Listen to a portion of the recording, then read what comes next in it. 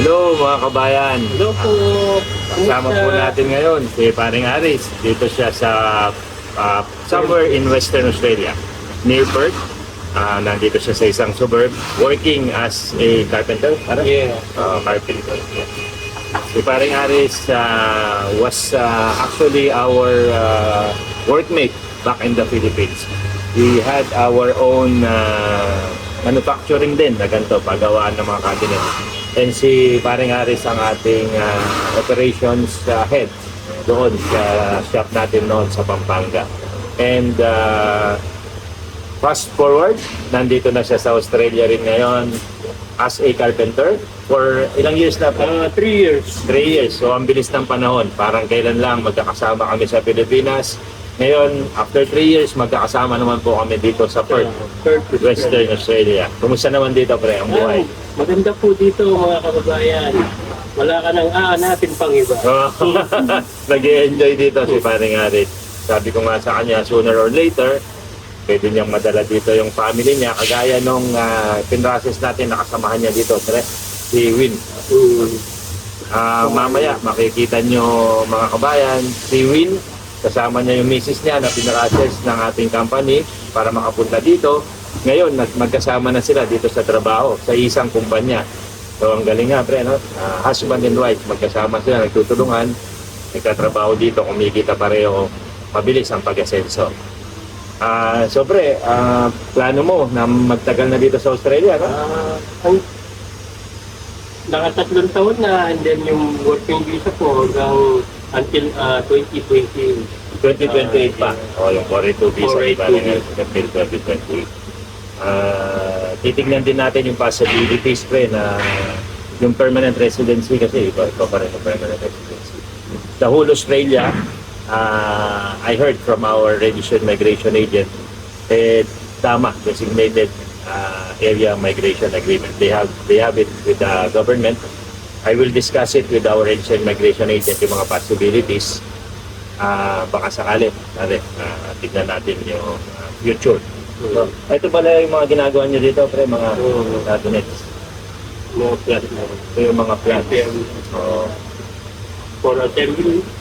Ganyan po ang mga kababayan natin na skill dito sa Australia especially. Ang gaganda ng mga products nila, quality.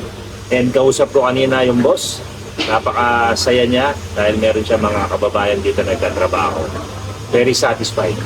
At sobrang napakabait po ng mga boss namin dito. Sa WA, Western Australia. Yun ang kagandahan po. Yung boss kanina, mas madumi pa daw. Sabi ni Paring Aris, mas madumi pa yung damit kaysa sa akin. Kasi nagtatrabaho rin sila, nagbabasura, aside from managing and supervising the operation. Kapag nagtatrabaho rin sila. Kahit po mga boss sila, parang co-worker lang po. Yun pa isang Nakakasamaan kagandahan. na. Yun ang kagandahan talaga, pre, no? Parang pantay-pantay. No? Walang treatment, walang abuse, walang negative treatment, walang abuse, walang diskriminasyon. No? So yun ang kagandahan dito. Plus the fact na malaki yung sweldo. Okay. So salamat sa iyong time, pre. Binisit lang po natin ngayon dito sa Western Australia si Paring Aris. Titignan yung kanyang napakagandang kalagayan dito at ipagkwentuhan sa kanya after work mamaya. And tutur po namin kayo na konti dito sa kanilang shop sa Western Australia. At maraming salamat din po sa inyo sa oras ng pagbisita nyo dito sa Western Australia. Thank you so much, pre. Thank you sa time.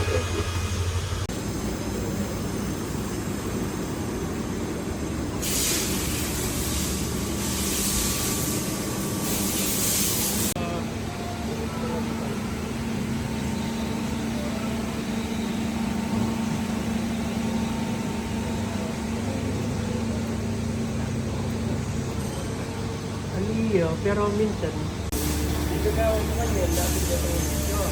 Balik ko kaya man yan, hindi ko na kamo ay away.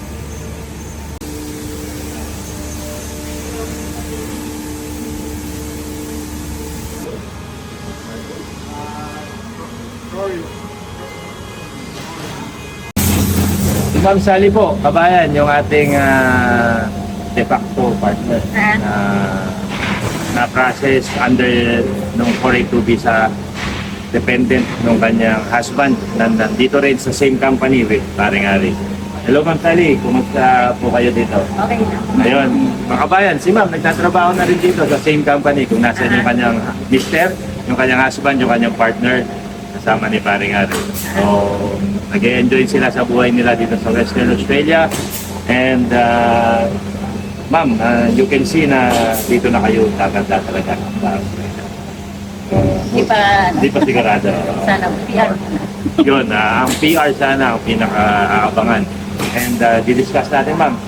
Didiscuss natin sa boss niya at sana magkaroon ng possibility. Oo. Let's see, Sana. tignan natin with our, hopefully, inquire natin sa ating registered migration agent and didiscuss natin with the boss. Thank you so much sa time, ma'am. Thank you. Busy po sila. See you anytime soon.